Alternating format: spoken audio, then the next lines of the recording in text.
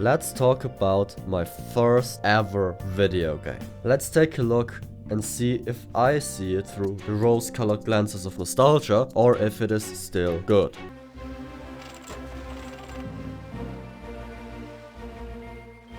Pirates All Aboard is a 2D platforming game with a semi-open world and levels. Wait a moment, is that why I adore games that are structured like this? Pure and utter nostalgia? In all honesty, I kinda refuse to believe that. I'm not a very nostalgic person, I just like what I like and I never really feel nostalgia, so it doesn't really make that much sense. Anyhow, Playmobil Pirates Boarding, Playmobil Pirates, or Pirates Boarding, what the fuck is up with that? It's an action and adventure pirates game created for the Nintendo DS that was released on the 14th of July 2009. I couldn't find anything more about the developers or the development of the game sadly, so that's all I can say here. Playmobil Pirates advertises with 70 missions and 6 minigames themed around pirates. I got a jar of dirt, I got a jar of dirt, and guess what's inside it? And it did great from what I remember. I remember a slow start, collectathon-esque levels, nice controls over water, good and challenging platforming, and somewhat difficult enemies even. But those are childhood memories from around 14 years ago when this video comes out. 13 at the time of recording. Plus Nintendo doesn't care about the DS systems anymore, which also includes the 3DS, 2DS, etc. So emulation might be the best unless you can find a cheap used copy of it somewhere on the internet. The gameplay is a simple platformer, yet since I have to emulate it, as a recording DS or 3DS is expensive as shit, when I show the bottom screen, you will see this white spot, so to say, which is forced to be due to it being my cursor, yet it doesn't really matter much and you won't see it a lot. Yet, it also makes for weird controls and makes me see the game for what it really is. Besides that, I'm trying to see if it is good today, so perfect for this review. I had to play the first few minutes to get a recording setup going, yet I remember a lot of the game as a pick it up and put it down type game by now, even if I loved it as a kid. Plus the graphics didn't age very well, at least on the big screen, so to say, since they weren't meant to do that, and on a small little DS they are still very nice. The story is simple. You get sunk by a navy ship and want to save a mermaid princess. Don't ask, I'll just let the cutscene play out for you unedited, because I don't really know what to say about it, just enjoy I guess.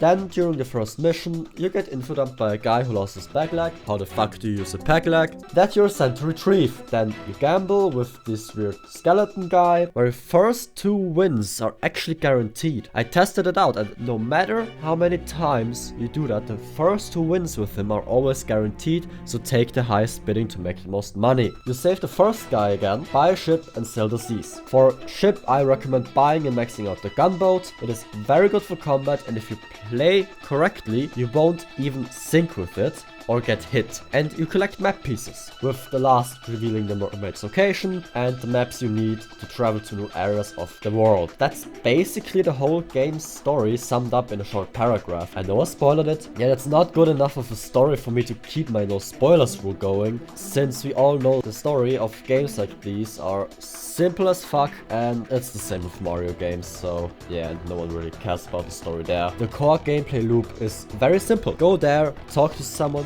get X or defeat Y, upgrade your ship, go to a new location, and repeat. The island tours are small little levels that take about 10 minutes at maximum. You can play multiple minigames, and 6 out of the 9 card pieces have them. Self-explanatory if there are 6 minigames. I'm a fucking idiot. There is a dice game, there's battleships, there's air hockey, etc. Which are all fun, especially once you play with friends on a DS, yet on the PC they aren't as great. I mostly do air hockey as it is an easy cash making thing, especially on the emulator where I can just always purposefully slow down time. But let's dig in a bit more detail. The island tours are linear levels, as I mentioned before. Platforming that could be seen as clunky, yet it works just fine. A few different enemies to drop gold or hearts, hearts being your lives, or how many times you can get hit by an enemy, and they're usually not that long. I recommend always doing them when you arrive on an island due to the money you can get that you need on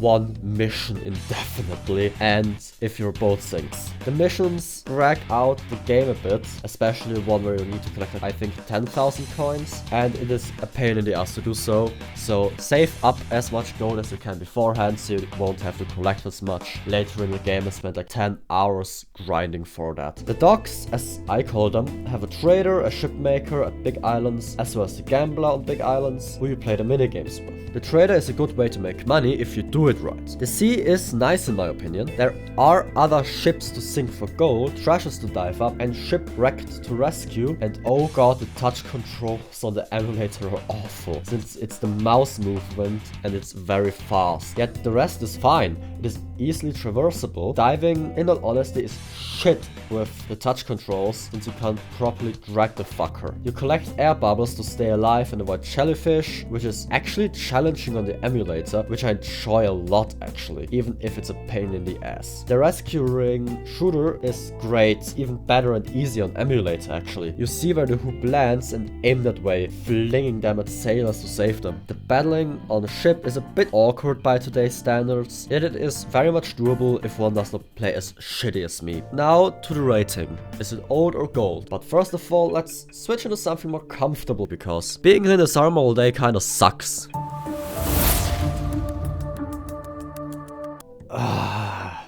That's better. Now, back to the video. I think the game aged like a fine wine, and I will play it from time to time. Even on the emulator, it is great if you get used to it. I just recommend to play it on a DS if you find a cheap, used copy somewhere out there in the wild. I give the game a rating of gold. It's a very good game and I can really only recommend it, no matter if emulated or on DS, even if it takes some getting used on the emulator. If you made it to the end of the video here, leave a like. Can't have been that awful, right? Though check out my other reviews too. We kinda do that a lot here, and subscribe if you like my style of content. Check out my social medias too, link here in description. Yet that is sadly all the time I have for now. And with that, ciao netto, ciao Kuro.